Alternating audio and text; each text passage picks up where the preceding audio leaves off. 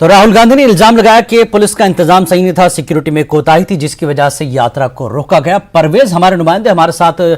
जुड़े हुए हैं। परवेज, जिस तरह से यात्रा को रोकने के लिए पुलिस से मशवरा भी नहीं किया गया, पुलिस की तरफ से ये कहा गया है, ठीक है, और उन्होंने राहुल गांधी ने साफ प्रेस कॉन्फ्रेंस में कहा कि उनकी अपनी जो सिक्योरिटी है, उन्होंने कहा कि हम अब यहां से आगे नहीं बढ़ सकते, हालात ठीक नहीं है। तो उन्होंने अपनी सिक्योरिटी के कहने पर यात्रा रोकी। तो इसमें पुलिस का क्या है अमल दखल? ये पुलिस को बताना चाहिए था।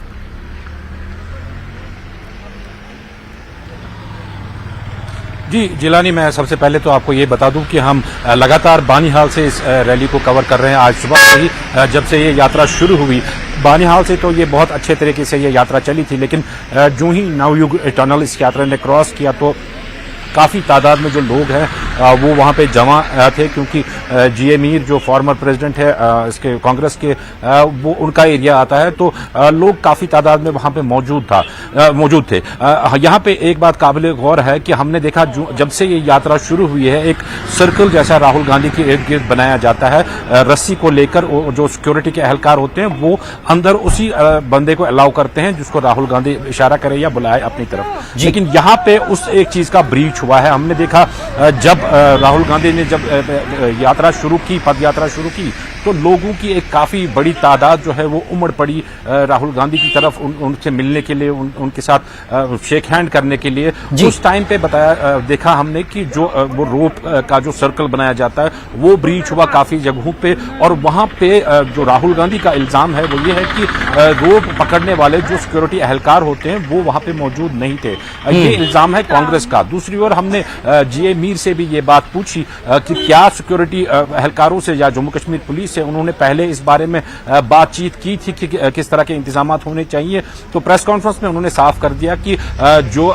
पुलिस को पूरी तरह से बताया गया था, पहले तो पुलिस को इन्फॉर्म किया गया था कि जो वेन्यू है वहां पे एक छोटा सा एक स्टेज सेटअप करते हैं ताकि राहुल गांधी वहां पे उतरे, उनको वहां पे ट्रेडिशनल कश्मीरी फैरन पहनाया जाए और वो लोगों के साथ थोड़ा वहीं पे थोड़ा इंटरेक्ट करें, मिले और वहां से वो पदयात्रा शुरू करें। लेकिन कांग्रेस का कहना है कि पुलिस ने उनको अलाउ नहीं किया था वहां पे स्टेज सेटअप करने के लिए, और उसके बदले कहा गया था कि आप जो मेन हाईवे जो है उसी पे आप वेट करो राहुल गांधी का। उसी में ये कंफ्यूजन सारा हो गया, जबकि लोगों की एक बड़ी तादाद जो है वो उमड़ पड़ी जब उन्होंने राहुल गांधी को देखा, और वो जो रोप का जो सर्कल रहता है राहुल गांधी के इर्द गिर्द सिक्योरिटी कवर, वो वहां पे ब्रीच हुआ और हमने देखा कि काफी सारे लोग जो हैं वो इस सर्कल के अंदर घुस गए। जिसके बाद जो राहुल गांधी के जो सिक्योरिटी एडवाइजर्स हैं उन्होंने राहुल गांधी को रोका और उनसे कहा कि आगे की यात्रा अभी हम यहां से जो है वो गाड़ियों में ही करेंगे।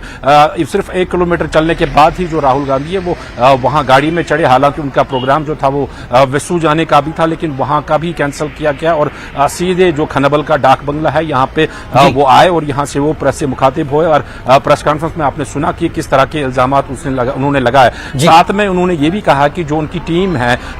वो यहाँ की जो सिक्योरिटी एजेंसीज हैं उनके साथ कंटिन्यूसली उनके साथ राब्ता किए हुए हैं कि जो अब आगे आने वाले जो 3 दिन रहेंगे 28, 29 और 30,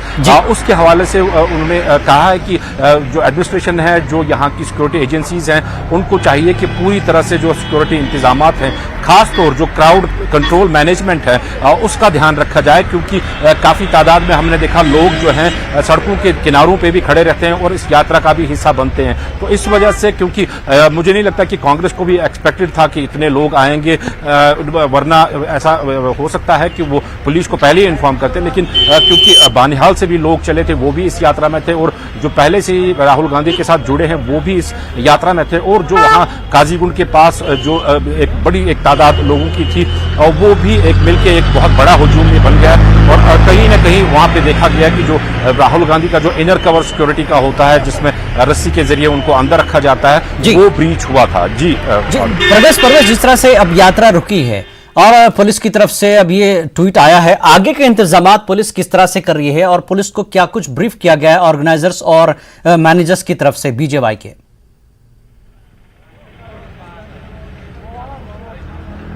देखिए जिलानी, आज का जो इंसिडेंट हुआ है, इसके बाद थोड़ी बहुत चेंजेस आई हैं। जो अगला शेड्यूल है यात्रा का, हमने देखा कि जो आज ब्रीफिंग हुई यहाँ पे, उसमें कहा गया कि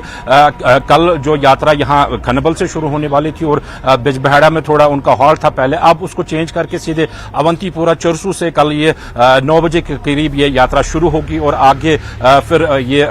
पांथा चौक में हॉल्ट करेगी। इसी के चलते फिर पांथा चौक से परसों ये शुरू होगी और फिर नेहरू पार्क में हॉल्ट करेगी। देखिए जिलानी, यहाँ क्योंकि सिक्योरिटी का एक बहुत बड़ा कंसर्न रहता है, तो इस वजह से जो सिक्योरिटी एजेंसीज को टैंडम में लेके, अपने साथ लेके, उनके मशवरे पे चल के जरूरी है यहाँ पे एहतियातन कदम उठाना। और जिस तरह से सिक्योरिटी एजेंसीज यहाँ पे मशवरा दे, क्योंकि सिक्योरिटी के यहाँ पे कंसर्न्स रहते हैं, उस तरह से इस यात्रा को 30 तारीख तक श्रीनगर पहुंचाने का जो है वो प्लान अब कांग्रेस ने बनाया है। हालांकि उन्होंने गुहार की है एडमिनिस्ट्रेशन से और सिक्योरिटी एजेंसी से कि जो आगे के दिन है उनमें सिक्योरिटी और क्राउड कंट्रोल मैनेजमेंट का पूरा ख्याल रखे, ताकि ऐसा इंसिडेंट दोबारा रिपीट ना हो। जी जिला, बहुत बहुत शुक्रिया परवेज इस पूरी तफसीली जानकारी के लिए। तो बहरहाल पुलिस ने अपनी सफाई दे दी है कि किसी तरह की सिक्योरिटी में कोई कोताही नहीं हुई, उन्हें बताया नहीं गया था। तो राहुल के इल्जामात पर पुलिस का एक ट्वीट और आगे के इंतजामात के लिए एक बार फिर इंतजामिया के साथ ऑर्गेनाइजर और मैनेजर्स BJY की जो है बातचीत हुई है, आगे इस यात्रा को कैसे बढ़ाया जाए।